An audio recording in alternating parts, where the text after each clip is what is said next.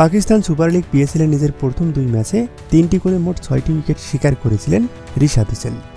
তার দুর্দান্ত বোলিংয়ে লাহোর কালান্দার্সকে জেতার বড় ভূমিকা রেখেছিলেন তিনি। তারই ধারাবাহিকতা আজও 2 উইকেট পেয়েছেন বাংলাদেশের লেগ স্পিন অলরাউন্ডার। তবে ছিলেন বেশ করেছে, 4 ওভারে দিয়েছেন 45 রান।